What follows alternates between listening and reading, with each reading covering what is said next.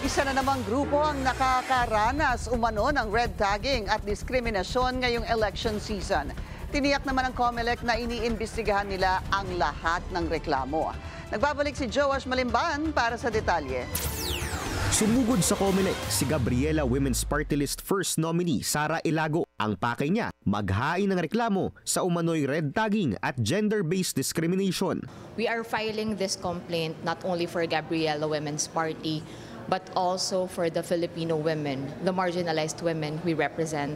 Aniya, maraming social media post ang patuloy na umaatake sa kanilang grupo. Kabilang na raw dyan ang National Task Force to End Local Communist Conflict kahit na hindi raw dapat ito partisan o nakikisawsaw sa politika. Ang aming representation si Representative Arlene Brosas, dahil dun sa kanyang malakas na panawagan na i-abolish ng task force na ito dahil doon sa mahaba na listahan ng mga human rights violations. Siya mismo, di ba, ni-red tag sa isang statement ng NTF-ELCAC.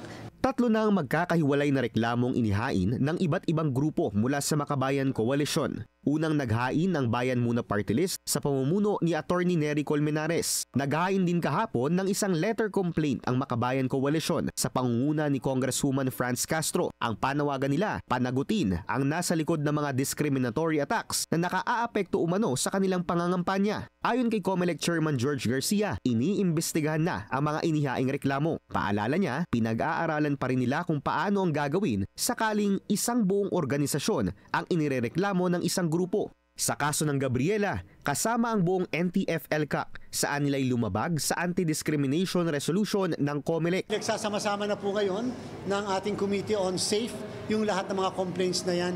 We have to verify kasi dahil may mga inattach po kasi sila na mga posters na sabi ay tinanggal yung mga posters na yan. O kaya naman mga posters. So we have to verify kung talaga bang yan ay tinatawag na red tagging. Paalala ni Garcia, hindi lamang basta pahayag ang kanilang isinasagawang mga resolusyon. Nakabase raw ito sa mga batas mismo ng Pilipinas at maaaring managot ang sinumang mapatutunayang lalabag dito.